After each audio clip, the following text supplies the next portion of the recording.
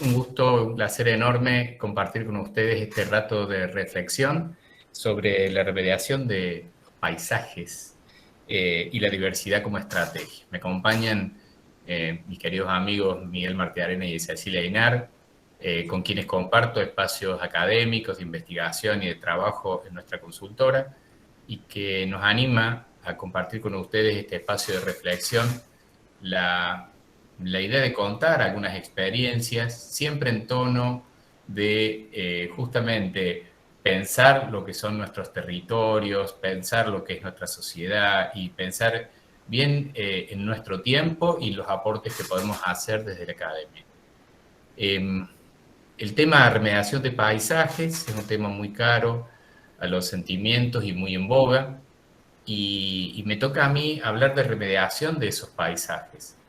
Eh, pero ocurre que me surge primero, la primera duda que me surge sobre qué entendemos por esto de paisajes. Fíjense que no es paisajes, sino paisajes. Y entonces lo invito a Miguel que nos cuente un poco y nos ayude a profundizar este aspecto de paisajes. Bueno, muchas gracias Gustavo, hola a todos, muchas gracias por estar en esta reunión, la verdad que veo gente muy importante, digamos, estoy realmente muy agradecido que estén participando acá. A ver, esto surge de reflexiones que venimos teniendo en los varios años ya que estamos trabajando como equipo interdisciplinario. Bueno, de algún modo queremos compartirla con ustedes sin considerar que es algo que sea así cerrado, ¿no? Porque todo el tiempo vamos descubriendo nuevas cosas y todo el tiempo estamos corrigiendo lo que vamos pensando. Cuando buscamos en Google paisaje y buscamos las imágenes, lo primero que nos aparece es esto que ustedes están viendo. Fíjense el tipo de imagen que está, digamos, naturaleza, montañas, río, flores. ¿Sí? Me parece que es un poco lo que a la gente le viene inmediatamente en la cabeza cuando se habla de paisaje. Sin embargo, está también el paisaje urbano. Los arquitectos, por lo general, hablamos mucho del paisaje urbano. No es solamente el paisaje vegetal, y esto que vemos acá, que es Pórtol, un pueblito de Mallorca, nadie puede decir que esto no sea un paisaje. Vamos, entonces es como que de pronto, a ver, ¿qué era lo que era paisaje? Y nos vamos corriendo un poco más. Después está el paisajismo, están las obras de paisajismo. Cuando alguien ve, bueno, esta es la jardinería del Parque del Chateau, dice, bueno, viene el paisajista y hace estos jardines. Entonces el paisaje es la jardinería y la parquización, el paisaje urbano. Y resulta que en la circunvalación, o bueno, en las autopistas, en las obras de ingeniería por lo general, se hace la obra y en los espacios que quedan se llama al experto en paisaje. Entonces, ¿y qué es lo que hace ahí? Hace parquización, pero lo que queda, digamos, el paisaje es lo que queda. O es una pintura sobre lo que funciona. ¿Bien? Si nos vamos a la biología, a la ecología, el paisaje es una escala. Entonces es una escala en donde hay diversidad de ecosistemas. Y vamos a hablar incluso de la ecología de paisajes, ¿no? En donde la vista ya ni siquiera es una imagen, una perspectiva, sino que es un mapa o un plano. Esta pregunta que hago en realidad es la pregunta que me hice yo cuando me recibí de magíster, cuando fui a ver, me metí en la ecología de paisaje y empecé a preguntarme, a ver, ¿qué es esto? Y ¿cómo hacemos cuando nos encontramos con un paisaje degradado? Bien, esto que estamos viendo acá es San Salvador de Jujuy. Yo soy jujeño. ¿Cómo hacemos para intervenir en paisajes que nos parece que están mal? Es decir, pareciera que los paisajes están bien, hay paisajes que están bien y hay paisajes que están mal, o que deberían ser de otra forma. Entonces acá es donde surge la duda, que ya enunció Gustavo. ¿Qué es realmente paisaje? Vamos a tratar de explorar un poco esto, ¿no? ¿Cómo nace un paisaje? Nace un paisaje.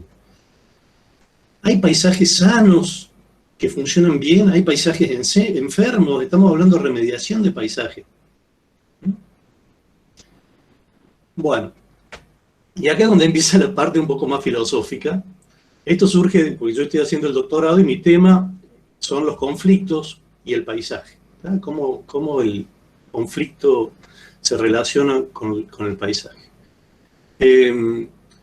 Está acá a la derecha, ustedes pueden ver una fotografía real de un parque, de una plaza, de un espacio, ¿no? De la realidad. Este es el mundo real. Nosotros, acá en la izquierda, ese que está dibujado soy yo, ahí no estoy tan parecido, pero soy yo. Vemos esta realidad, pero vemos solamente lo que sabemos, la filtramos. Lo que nos representamos, la imagen que se forma en nuestro interior, no es la imagen completa de la realidad, no habría forma. Es solamente lo que nosotros vamos conociendo. De hecho, ya van a ver, hay un método que después le vamos a aplicar rápidamente, y cuando uno pregunta, van a ver que un biólogo ve una cosa, un arquitecto ve otra cosa, un ingeniero ve otra cosa, un agrónomo ve otra cosa, un filósofo ve otra cosa. ¿Bien? Entonces, hay algo a la izquierda y hay algo a la derecha. Y después esto que vimos, lo explicamos, lo queremos contar, lo queremos representar. Y lo hacemos a través del lenguaje. A través del lenguaje, que puede ser lenguaje escrito, o a través del lenguaje de las formas. Lo representamos en el mismo territorio. Este sería un poco el ciclo de lo que ocurre con el paisaje. En todos estos lugares está el paisaje. Y fíjense que estas tres dimensiones son tres mundos distintos.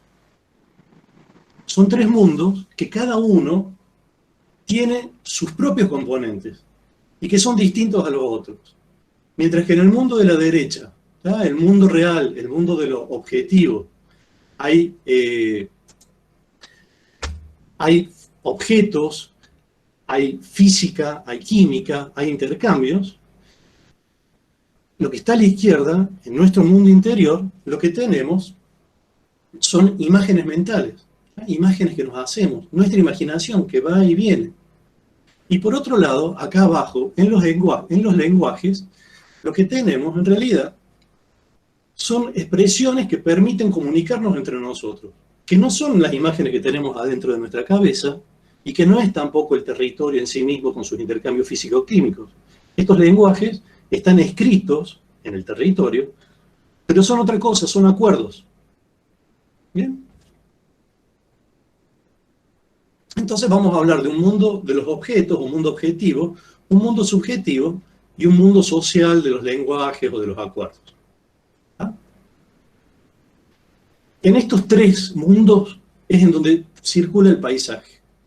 Ahora vamos a ver qué es lo que ocurre en relación a esto, porque cuando hablamos, cuando nosotros expresamos el paisaje, por lo general nos estamos ubicando a veces en alguno de estos tres mundos. Y los argumentamos con disciplinas que se construyeron, por lo general, en alguno de estos tres mundos. Con cuestiones físicas, con cuestiones químicas, con cuestiones biológicas, ¿bien? Que tienen que ver con el mundo de los objetos, que tienen que ver con intercambios físicos, químicos, cuerpos que se mueven, incluidos nuestros propios cuerpos.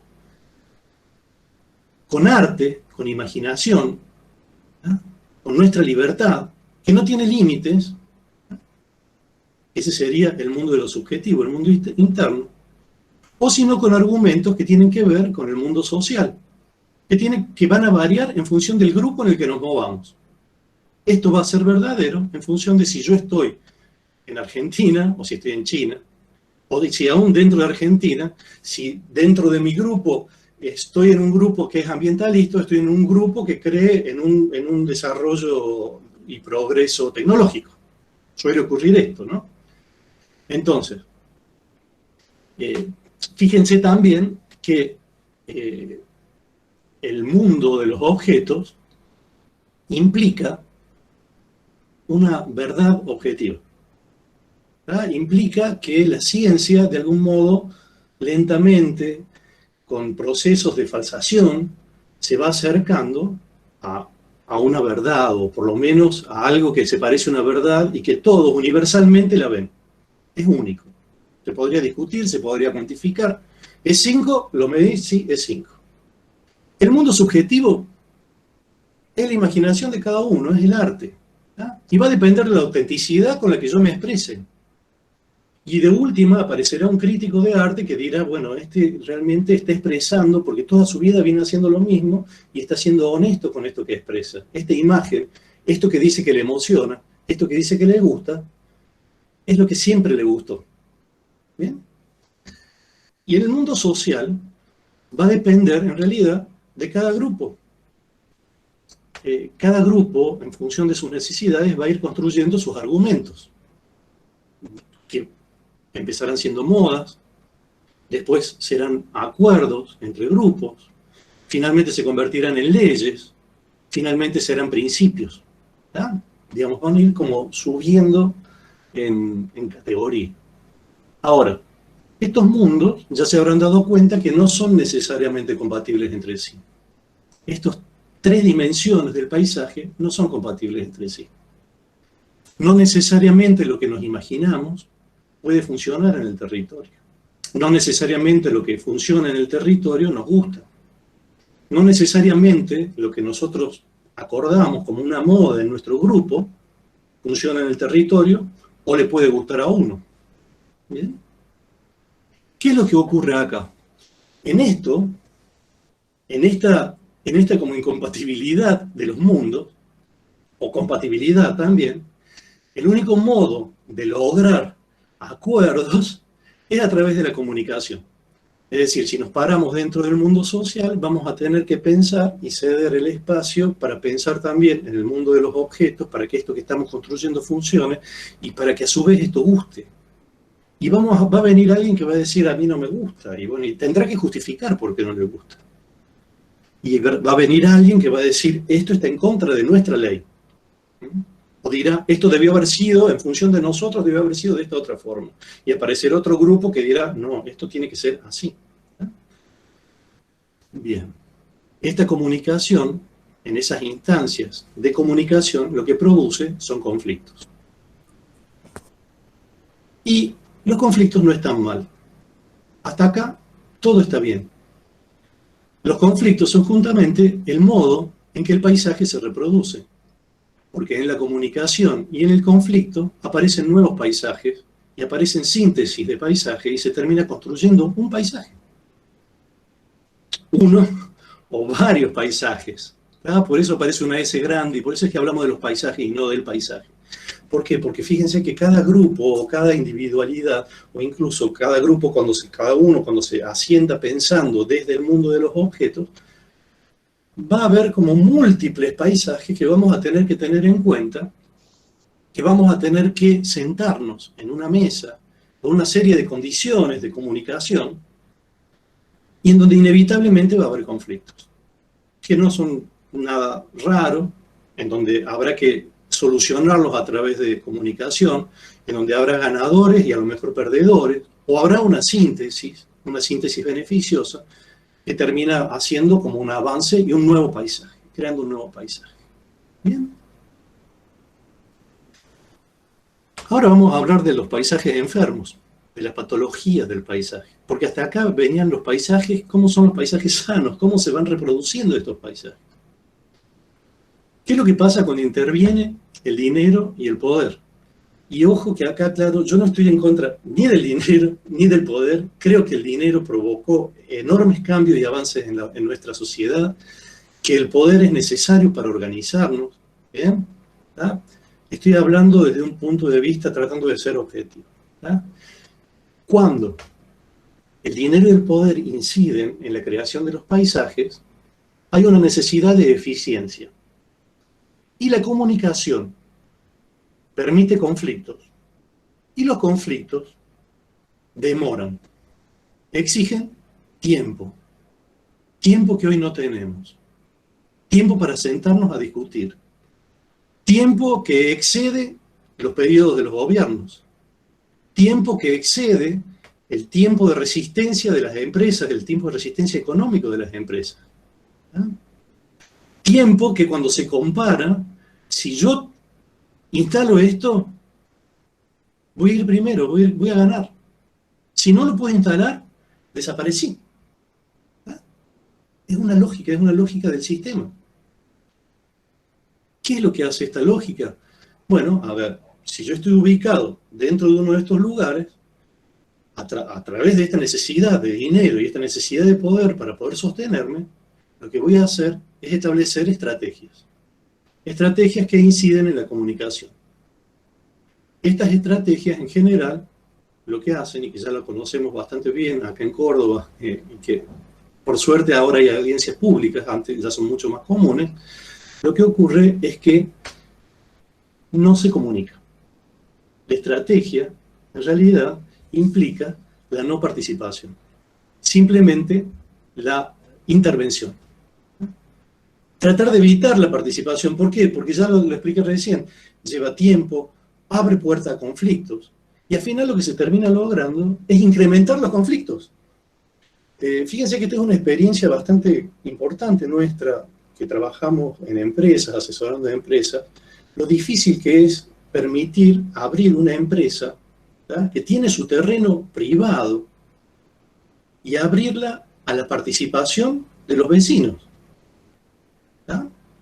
Es decir, esta comunicación que hablamos antes, que permite el intercambio, es una comunicación realmente muy idealista, muy difícil. ¿Estamos? Bien, lo que termina consiguiéndose con esto, entonces, son conflictos.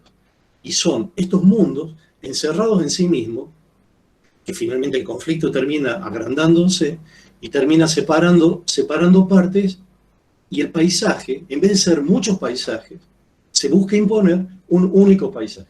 Un único paisaje que estaría supuestamente libre de conflictos. El paisaje que piensa el diseñador, o que piensa el político, o que piensa el dueño de la empresa. ¿Bien? Un único paisaje, que se contrapone a los múltiples paisajes que realmente existen.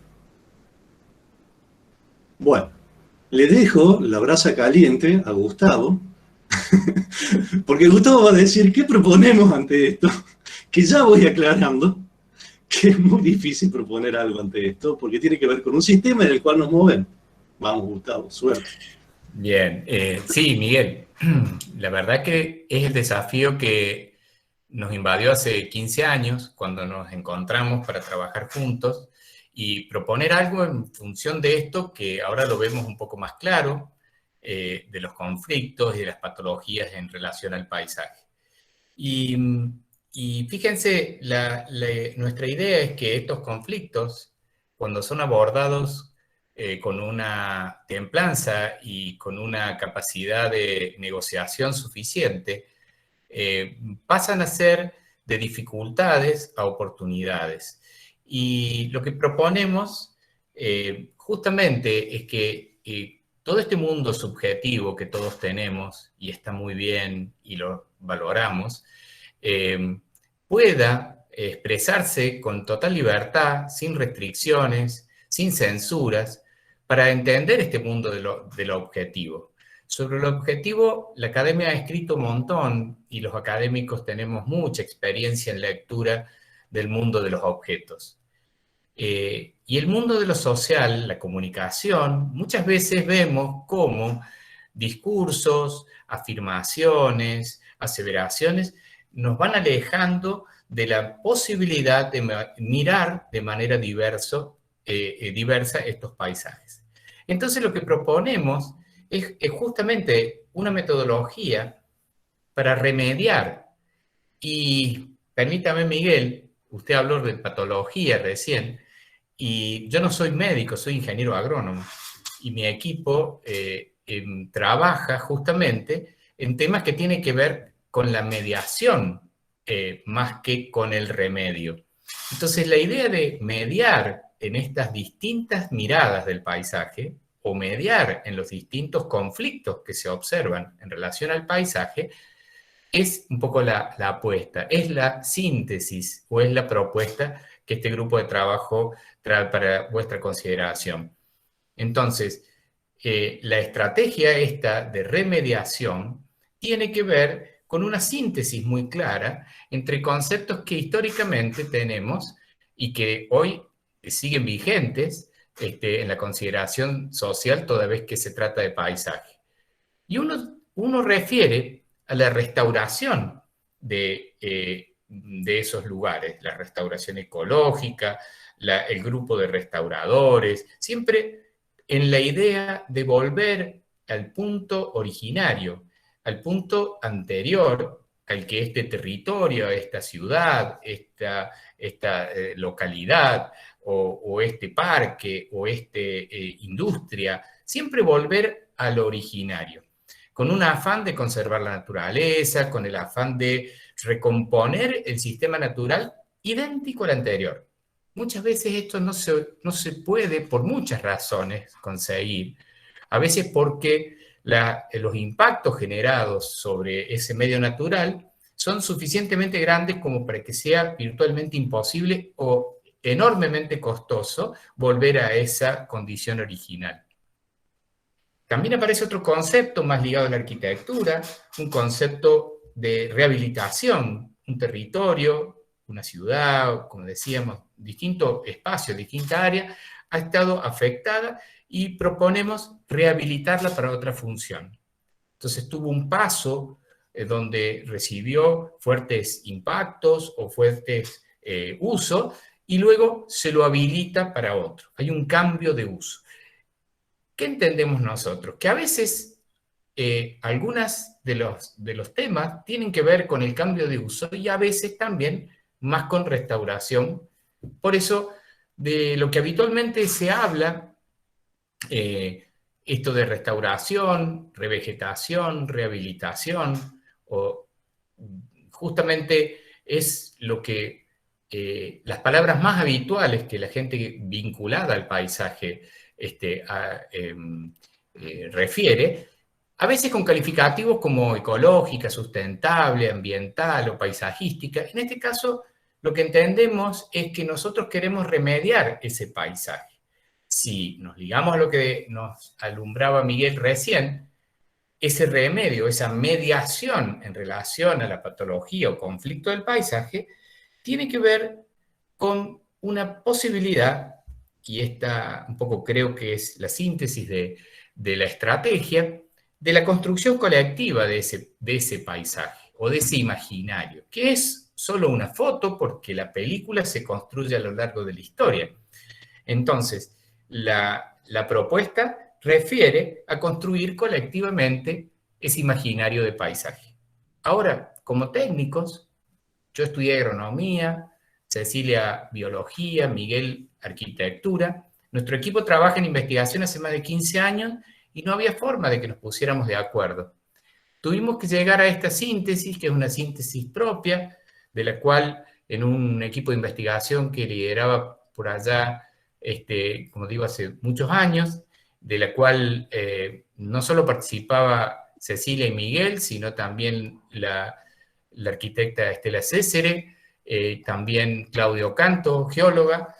Participamos de esta experiencia de investigación y entonces se nos ocurrió esto, encontrar un método o hacer una síntesis para valorar la subjetividad, el campo de lo subjetivo, y de esta manera poder dar paso a esa diversidad y subjetividad de cada uno de los actores que refieren, interpretan o trabajan en el paisaje. Contanos, Miguel, ¿de qué se trata este método? Bien, sí, este es un librito, les cuento antes, que publicamos, está publicado en papel en la Universidad Católica, pero también está digital. Si ustedes lo buscan como valoración subjetiva del paisaje, van a poder descargar la primera edición. La primera edición es digital, la segunda edición está en papel, es del año 2012. Cuando hicimos este método, les cuento ahora rápidamente de qué se trata. En realidad fue lo que dio pie a a estas reflexiones que hicimos antes. El método se trata de que se le entrega una hojita, esta es una aplicación del método en una ciudad, pero se puede aplicar perfectamente en un espacio, incluso sobre una imagen. Se superpone una grilla sobre el territorio, sobre esta ciudad o sobre esta imagen, o sobre una imagen, y se le entrega a cada uno de los encuestados, ¿no?, arbitrario, puede ser un grupo del que participa, un grupo de la universidad, puede ser preguntarle a vecinos y se les hace participar de esta encuesta. Se les da esta hojita y se les dice que marquen, como si fuera un número, digamos un cuadrito, que pinten los cuadritos y que le vayan poniendo una valoración, de 0 a 10. Entonces, 0 es muy negativo y 10 es muy positivo. ¿Bien? ¿Y qué es lo que marcan de 0 a 10? Marcan los lugares que consideran significativos. No tienen que pintar todo, solamente lo que consideran significativo. Entonces, fíjense acá en esta segunda columna, acá hay uno que marcó 3 lugares, otro que marcó 2 lugares, uno más alargado, y así es como que van haciendo, pintando cada una de estos mapas, es un mapa que hace una persona. La otra cosa que se le pide al encuestado es que diga por qué puso un valor en ese lugar, ese valor, que justifique, ¿tá? Que argumente, ¿tá? Lo que hablamos al principio. Que diga qué argumento, por qué cree que ese lugar es muy positivo o es muy negativo. ¿Bien? Y eso lo anota en una hojita también aparte. Cuando se superponen todos estos mapas, lo que aparecen son lugares muy vistos y lugares que no ve nadie. ¿Tá? Aparecen como centralidades, asociadas a su vez a motivos. Esto es muy visto por todo este listado de motivos. Esto es medianamente visto por tal. Y en este segundo mapa que se ve acá son los valores, es el promedio de los valores que pusieron en todos los lugares. Es como bastante simple de entender. Hay lugares en donde el promedio dio positivo, que termina siendo un lugar verde. Hay lugares que la gente los percibió como muy negativos, son lugares rojos. A su vez eso se los cruza, ¿no? Como lugares más vistos y menos vistos. Y después, finalmente, lo que se ve acá en el mapa síntesis, más a la derecha, es superpuesto el mapa de los votos con el mapa de los valores. Los lugares más vistos se ven más nítidos, los menos vistos se ven más claritos, y a su vez el color indica la valoración, si fue positivo, muy positivo o muy negativo. Y después se hace un mapa más, que es este mapa de acuerdos, que a medida que va pasando el tiempo nos vamos dando cuenta que es más interesante, es uno de los más interesantes, y que es justamente el mapa de la dispersión de lo que votó cada uno, de lo que votaron, digamos. Es la desviación estándar para la matemática. Entonces ahí vamos a tener si muchos votaron muy alto y muchos votaron muy bajo, nos va a dar un valor en donde hay algo acá que está ocurriendo, en donde la gente no se está poniendo de acuerdo qué tan bueno o qué tan lindo es este lugar. Y ahí hay que atenderlo, o por lo menos algo nos está diciendo. Este es uno de los resultados de una valoración, una de las primeras que hicimos en la maestría de paisaje, en donde, bueno, esta se la hizo en relación a un panorama. Esta es del año, ahí está abajo, es sobre el camino a San Clemente, en el año 2009 lo hicimos. Lo que se ven ahí, están marcados los lugares y está marcado el listado de los motivos que se nombró en cada uno de los lugares, como los motivos positivos o motivos negativos. Hay algunos lugares que se ven como muy negativos, lugares que se ven como muy positivos, y acá faltaría un mapa más que en esa época no lo hacíamos, que es el mapa justamente de la dispersión. ¿En qué lugares no hubo acuerdo? Esto permite otro tipo de lectura más. Si en la encuesta nosotros caracterizamos al encuestado, por ejemplo en este está caracterizado las encuestas que se hicieron a los gobernantes y dirigentes de instituciones, y está separado de las encuestas que se les hizo a los vecinos, podemos ver cómo ven la ciudad los gobernantes y cómo ven la ciudad los vecinos. Y fíjense que hay bastantes diferencias y que da para charlar bastante. ¿Ah? Algunos ven unos lugares, otros son más críticos. Hay lugares que los vecinos ven como terribles y que los gobernantes no los ven. Ahora, todo esto, este método, así como lo hacemos, no termina acá, porque la verdad es que esto sería un mapa que no tendría mucho sentido sin justamente volver a invitar a los vecinos. Y esta es la instancia real de participación, lo anterior fue solamente una encuesta más. En una instancia de participación en la que a todos los vecinos se les muestra estos mapas. Y se les dice, miren lo que vieron acá, miren lo que pasó acá, esto es muy visto, esto es menos visto, esto. Y es increíble lo que ocurre en estas reuniones, porque la gente se ve identificada, es como que de pronto lo que no se decía ya está dicho en el mapa, se pueden empezar a hablar un montón de otras cosas, ¿verdad? Queda como reflejado y rápidamente reflejado un montón de ideas que están dando vuelta, y justamente lo que queda reflejado es el paisaje.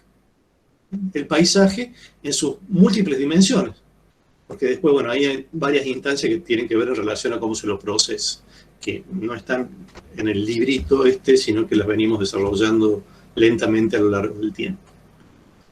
Bien, los dejo entonces, porque, a ver, esto se refería a uno de los temas que son centrales acá, es el poder recuperar esta diversidad, el poder sentarnos, mirarnos a los ojos entre diferentes actores de la comunidad y poder decir, miren, esto es lo que estamos viendo, cómo nos ponemos de acuerdo, o qué desacuerdos tenemos y cómo hacemos para respetarnos. De esto se trata la diversidad, que la vamos a dejar a Ceci que reflexione, porque la diversidad no es solamente desde lo social, sino que tiene que ver con una diversidad muy amplia. Ya se habrán dado cuenta. Gracias. Sí, y digamos como en las palabras claves del título, ya el desarrollo en relación al concepto de los paisajes y de la remediación fueron desarrollados por Miguel y por Gustavo, y la tercera palabra fuerte es la diversidad. Entonces, ya se viene expresando, ¿no?, que en el concepto mismo de paisajes que nosotros trabajamos, esa diversidad está implícita y asumida. Pero también hay un marco legal en relación a la diversidad, sobre todo lo que tiene que ver con la diversidad biológica, que en Argentina se expresa claramente en el artículo 2 de la ley 24375, que es del año 1994, que es la ley que aprueba el convenio sobre la diversidad biológica para Argentina. En esa ley y en ese artículo se define qué se entiende por diversidad biológica, y que en definitiva es ese gran espectro de las formas de vida, y que comprende tanto la diversidad dentro de cada especie, entre las especies y de los ecosistemas. O sea, a partir de esta definición formal, digamos que estaríamos interactuando en el mundo de las normas, ¿no?, de lo social. Esto es un acuerdo que entendemos por diversidad biológica. Esta diversidad se define en distintos estratos, digamos. Entonces los podemos como organizar o expresar, en la siguiente, por favor, a partir de ver cómo se van expresando, ¿no? Entonces, la más fácil, o la primero que viene cuando hablemos de biodiversidad, la primera idea es esto: la diversidad de las formas de vida. La diversidad en especies, la diversidad en flora, en fauna, en hongos, en los microorganismos del suelo, digamos, toda la vida aérea, acuática, subterránea. Cuando hablamos de planta, por ejemplo, las distintas especies o los distintos tipos vegetales o los estratos, si hablamos de árboles, de enredaderas, de hierbas, las distintas formas de expresión fenológica, los ciclos de vida corto, los ciclos de vida largo, las interacciones que ocurren entre estas especies también forman parte de esa diversidad, pero esto tiene también otros niveles, ¿no? Entonces, esas especies o esas formas de vida existen y coexisten en un territorio, no es en el aire. Entonces, se manifiesta también en la heterogeneidad de hábitats y de paisajes, en el sentido que le da la ecología del paisaje, lo que se llama ecodiversidad o la diversidad de los hábitats, que lo vamos a poder encontrar en una escala grande, pensando, por ejemplo, que hay bosques, hay selvas, hay humedales, hay desiertos, pero también eso se expresa en una escala de territorio menor, lo que pueden ser, por ejemplo, lugares de ladera norte, de ladera sur, o un vallecito, o dentro de un mismo espacio, por ejemplo, de un jardín doméstico, tenemos lugares con más sol, más sombra, una maceta, un cantero en suelo, etc. Todo eso va a hablar de heterogeneidad ambiental. Esa gran escala de la diversidad tiene, digamos, también como un reflejo en la microescala, que es la diversidad genética, ¿no? Entonces, en el devenir adaptativo de las especies, la variabilidad a partir de la reproducción sexual genera lo que se llama la variabilidad técnicamente, que es todo el espectro de genes posibles en esa especie y que tiene que ver con la amplitud de la distribución geográfica que tienen esas especies, con la dispersión que tienen, la posibilidad de conectarse con otras poblaciones de su misma especie a través de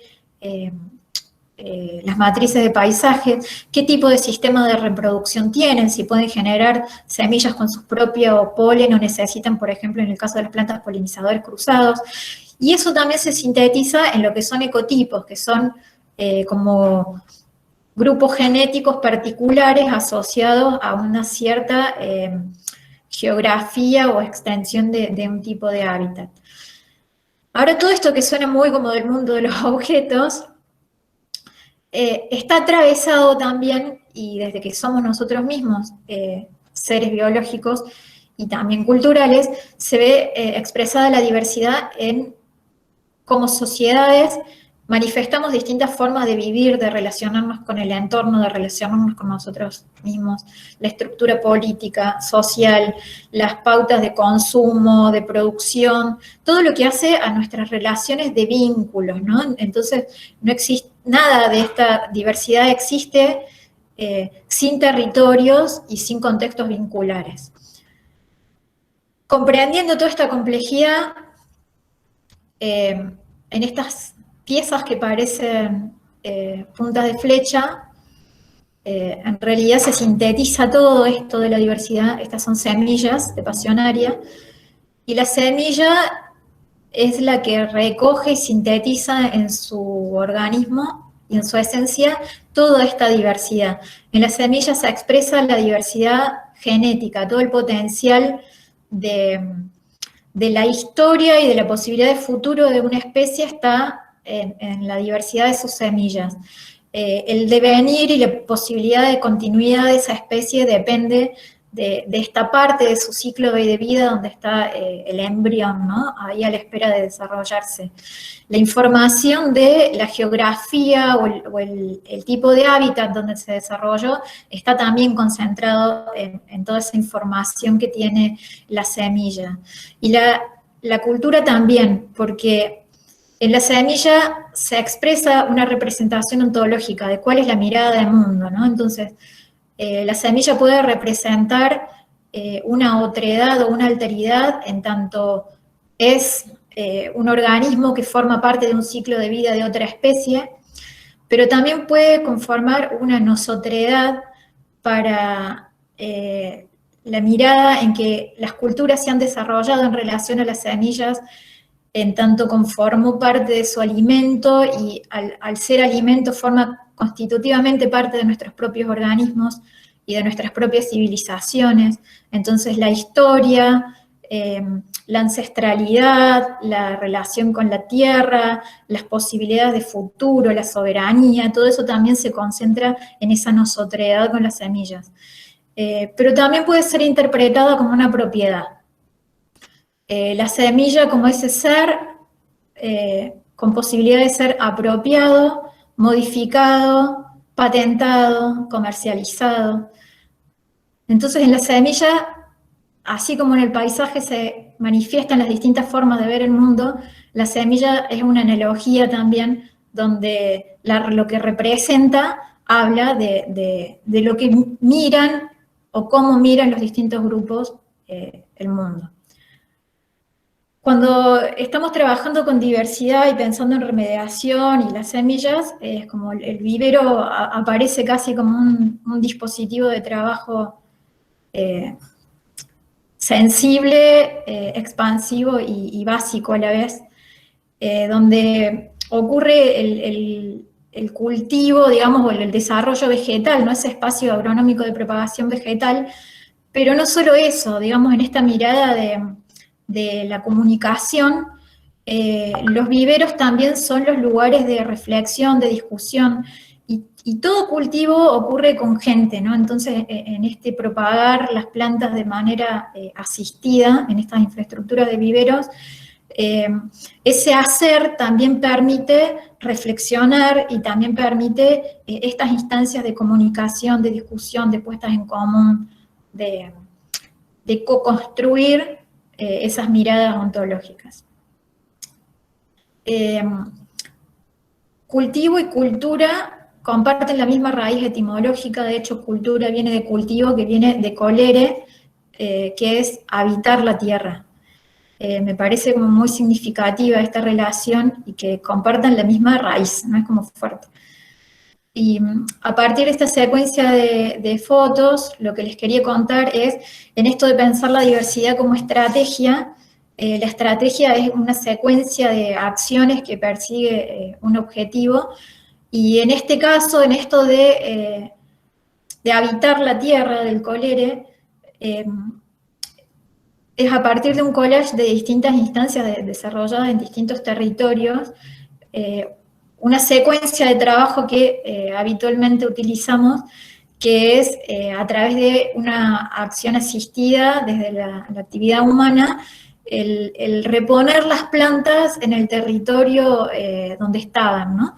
Entonces, la primera imagen que está arriba a la izquierda es una colecta de semillas, en ese caso en el área protegida Camiare de Villa Carlos Paz, a través de un proyecto interinstitucional de asistencia, de transferencia tecnológica, perdón, donde participan INTA, INVIP, CEPROCOR, y el beneficiario es la Municipalidad de Villa Carlos Paz, una colecta de semillas para hacer restauración en el área protegida.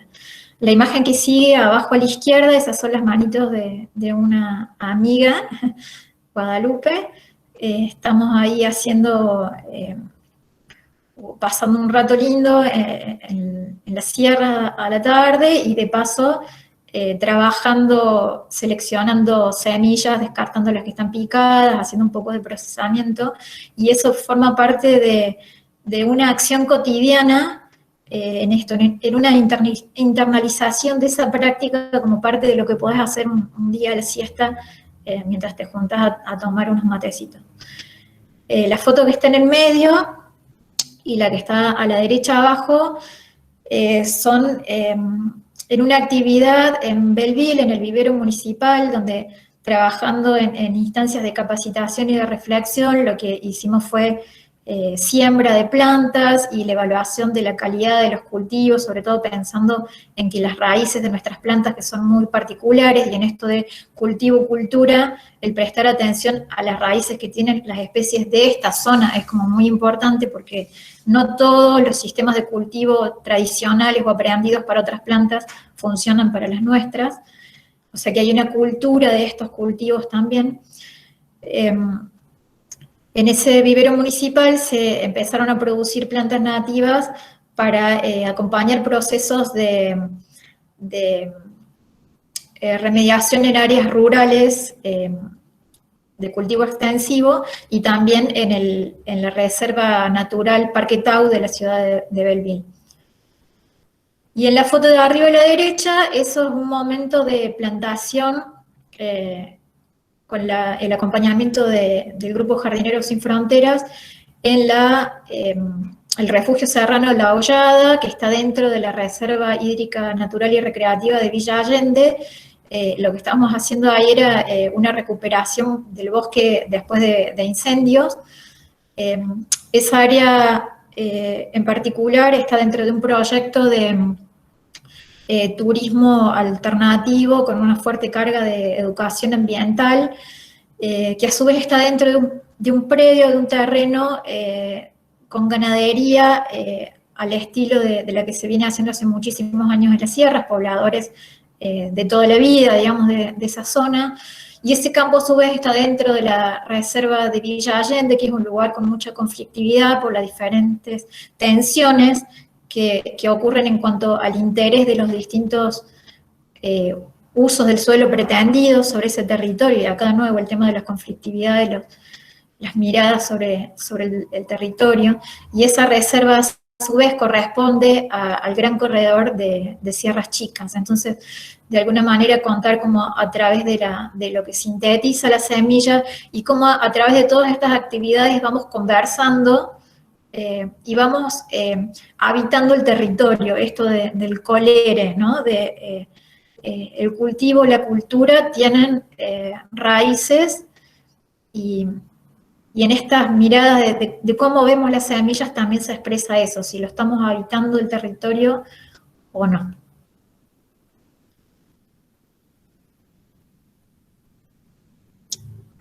Bueno, después de lo escuchado por Miguel y por Cecilia, nos queda el cómo hacemos, cómo bajamos estas ideas, estas reflexiones a la realidad. El proceso de remediación que nosotros proponemos como síntesis tiene que ver con un área central, que la vamos a ver cuando quede la vuelta completa, y en la parte central vemos los argumentos que refería Miguel. También vemos la necesidad de la participación social como un aspecto central. Pero toda vez que tomamos y analizamos y proponemos algo y gestionamos un paisaje, tenemos necesidad de vincularnos con etapas que a veces son más rígidas, a veces más intensas unas que otras, pero en todas coincidimos que necesitamos analizar la situación particular, de acuerdo a su escala, su tamaño, su complejidad. Empiezan a haber capas técnicas de análisis que tiene que ver con la flora, con la fauna, con la topografía, con la geología, con distintos aspectos que refieren al mundo de los objetos, que refiere a la objetividad concretamente, y que son análisis que nos arrojan datos o información suficiente para poder trabajar en la mediación de este paisaje. A eso se suma el diagnóstico, que es de algún modo tomar todos estos aspectos para ordenarlos, evaluarlos en un análisis, en un diagnóstico.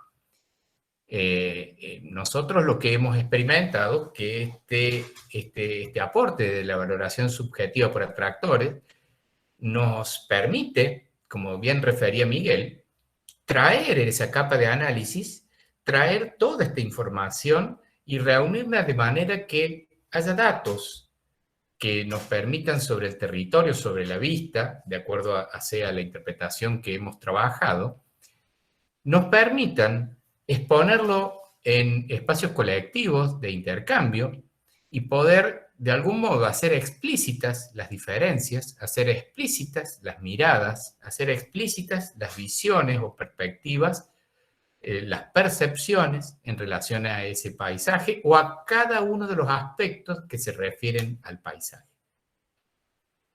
Toda vez que esto lo hacemos no libre de tensiones, no libre de presiones, no libre de conflictos, pero sí con el ánimo de mediar en esos conflictos, en esas tensiones.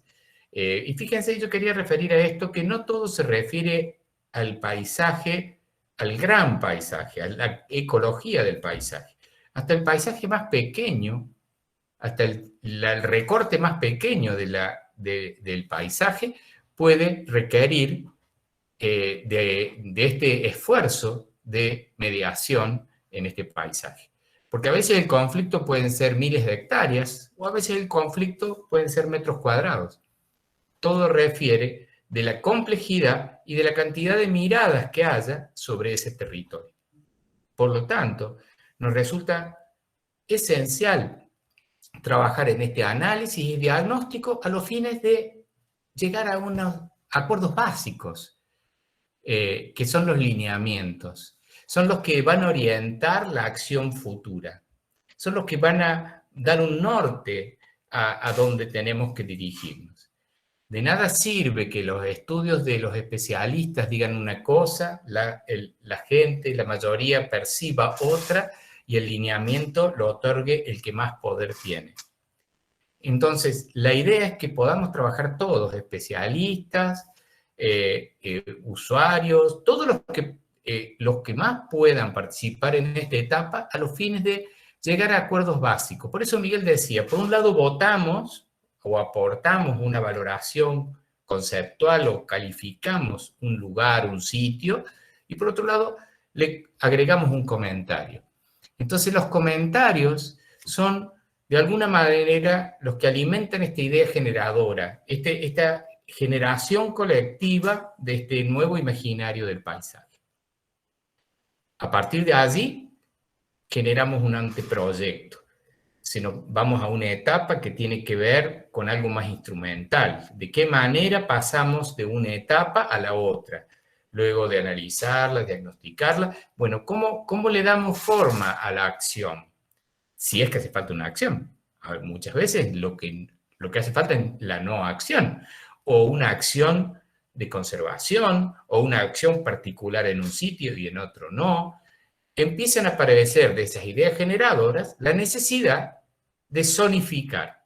Esta zona sí, esta zona no, aquí tal cosa, aquí tal otra. Muchas veces empiezan a aparecer los mapas de unidades homogéneas, de unidades deseadas en función de la escala del trabajo. A partir de allí, de todas estas ideas y de todos estos anteproyectos, aparece un proyecto. Aparece una idea de síntesis o de acuerdo, que es lo que nos permite a todos los que participamos de este trabajo, llegar a este acuerdo marco, este acuerdo general. A veces un plan maestro, a veces un plan regulador. Muchas veces no se consigue tener el proyecto terminado por la escala, la complejidad, sino más bien es una hipótesis de ese futuro paisaje. Es algo lo más parecido a la visualización que hoy podemos tener de lo que se acuerda para ese lugar. Y a partir de allí viene la otra etapa, donde aparecen los proyectos particulares, los detalles, los proyectos particulares de acción. Muchas veces no son planos solamente, hay cuestiones que tienen que ver con decisiones particulares en cada una de esas unidades, luego la ejecución de esto y el manejo posterior. En esta escala es muy importante, porque es una escala esencial en la gestión. Muchas veces se logran acuerdos temporales para analizar un lugar, diagnosticarlo, y todos estamos de acuerdo con un proyecto, pero después los proyectos se abandonan. Los proyectos, y más cuando tenemos mucha acción colectiva, se pasan a un segundo plano. Vemos muchos buenos proyectos, históricos buenos proyectos, que luego, por una u otra razón, a veces sociales, a veces económicas, o cambios que operaron, llegan a perder vigencia y a abandonar la gestión. Por eso me gustaría ir más en detalle en esto, y que tiene que ver con, a lo mejor no se ven porque son muy chiquititas en la imagen, en este proceso de gestión. Reitero, esto es una síntesis con la que nosotros trabajamos en las implementaciones de los proyectos, y que, por ejemplo, ¿qué ejemplos podemos ver de estos proyectos por sectores? Proyectos de modelados, podemos ver proyectos que definen protocolos para determinadas tipologías de definiciones de paisaje, o sea, lo que se va repitiendo, a lo mejor en el plano urbano será la tipología de la vereda, la tipología de las esquinas, la tipología de una plaza, la tipología de un parque, la tipología de algún segmento de un área particular natural, un borde de río, un borde de vías férreas, un borde de lugar de esparcimiento, o sea, a nivel de tipología. Y también la definición de lo que decía Ceci hace un rato, o sea, la necesidad de generar espacios, programas que tengan que ver con la reproducción de la vegetación, que se liga muy directamente con la reproducción de estos paisajes, con todos los aportes y la diversidad. Y fíjense, la experiencia nos indica que la mayoría de estas experiencias de viveros de las cuales hemos acompañado y seguimos acompañando, resultan muy saludables espacios de reflexión, de acuerdos, de muchas miradas distintas, pero que confluyen en un codo a codo trabajando en función de objetivos que a lo mejor no son precisamente los mismos, pero que al mismo tiempo instan y alientan a que esto permita ir pensando una gestión distinta y con gran apoyo. Me decía, hace un tiempo escuché algo muy interesante que quería compartirlo, con esto del flagelo de los incendios en Córdoba. Qué triste que es vivir toda esta situación de los incendios en Córdoba. Y qué desprotegidos que se sienten o nos sentimos toda vez que vemos grandes bosques devastarse por las llamas. Y el problema del bosque quizás no son la cantidad de árboles o la seguridad que podemos dar a los árboles, sino la cantidad de gente involucrada para generar una acción de defensa de ese lugar y de alguna manera, un nuevo cuidado a ese sector. Un buen ejemplo puede ser la Reserva San Martín. Aquí en Córdoba, la Reserva San Martín refiere a una acción muy ejemplar de los amigos de la Reserva, que más allá de que le pase algo a la Reserva, ojalá que no, roguemos que no, pero aun cuando le pasara algo, va a tener un montón de amigos ese lugar, ese territorio, ese paisaje, que van a defender y van a repoblar y van a resistir el paso al abandono de un lugar muy querido y entrañable de Córdoba. Entonces tenemos muchas actividades que tienen que ver con la planificación de actividades con la comunidad. En la ejecución hay muchos aspectos que tienen que ver con el modelado de las formas, los suelos y los sustratos, las formas de revegetación, a veces espontánea, por abandono, por clausura, por aporte de destapes, a veces asistida, de manera que muchas veces sembramos, a veces hacemos hidrosiembra, a veces a través de bolitas de arcilla. Muchas veces plantamos, a veces plantamos estacas, a veces son plantines, a veces las plantaciones son a secano, a veces muy asistidas, a veces nos ayudamos de geles, a veces tenemos que perforar el piso de un lugar que está la roca madre expuesta, como un buen ejemplo que tuvimos oportunidad de compartir en La Calera cuando pudimos en el piso de cantera perforar ese mármol para justamente tener la posibilidad de que los algarrobos puedan llegar a la freática, que tiene que ver con ejecuciones, con mucho esfuerzo y con mucha tenacidad, ejecutar buenas obras de paisaje, pero al mismo tiempo el manejo. ¿Qué pasa después de esa planificación, esa ejecución? Que es el periodo más complicado porque representa mucho tiempo posterior y que representa la necesidad de monitorear, la necesidad de cuidar lo implantado, la necesidad de controlar las especies exóticas para un lugar natural, si este fuese el objeto del acuerdo en el paisaje, el control de los residuos, del fuego, del pastoreo. En todos los casos nos lleva a la construcción y vuelve sobre lo mismo en un sistema que tiene que ver con esta remediación de los paisajes. Algunos ejemplos refieren a que a veces necesitamos de plantas grandes como las que vemos, a veces necesitamos de protectores, tutores, y a veces solo con tener la capacidad de observación y la ayuda del ganado o de las heces de animales es suficiente como para poder instalar una repoblación.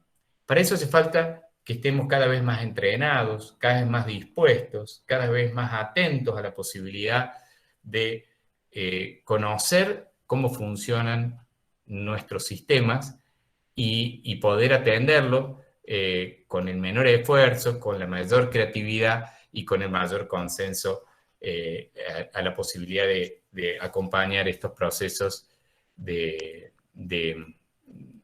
alguna manera de recuperación de estos paisajes. Esta imagen que vemos aquí es solamente una imagen de las tantas que compartimos con gente que muchas veces el solo hecho de estar en una actividad que tiene que ver con el bien de todos los que estamos allí, de haber compartido un día de sol, de calor, de haber compartido una reflexión en un lugar que había sido quemado, un lugar que pudo forestarse colectivamente con el esfuerzo de todos, es una oportunidad de reflexión.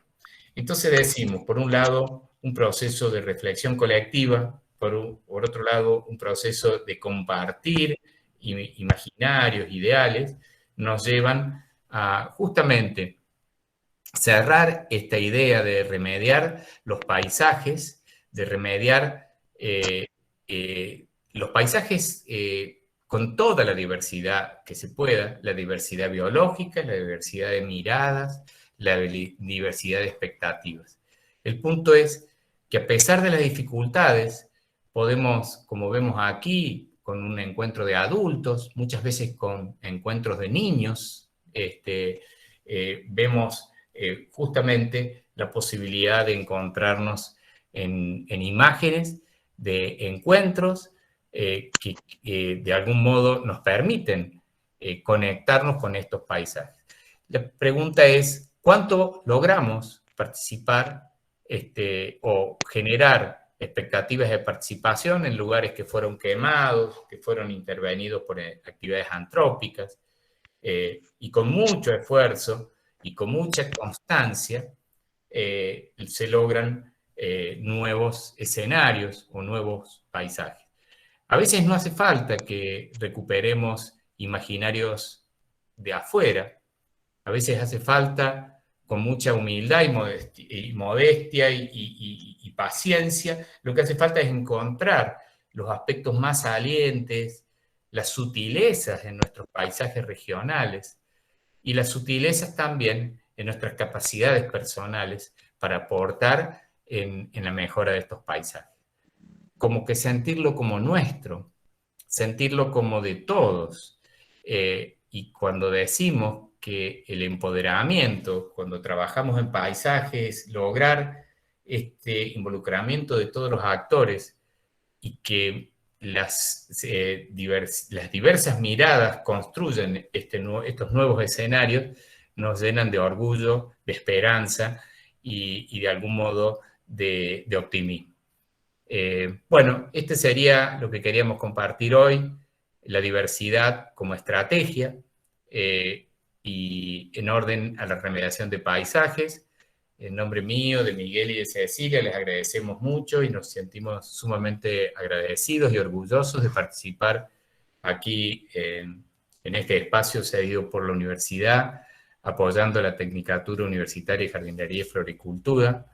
Y bueno, quedamos a disposición de algún intercambio, si fuese posible, y al mismo tiempo la esperanza de que sean algunas reflexiones compartidas con la máxima generosidad que nos permiten para adelante seguir construyendo o reproduciendo nuestros paisajes.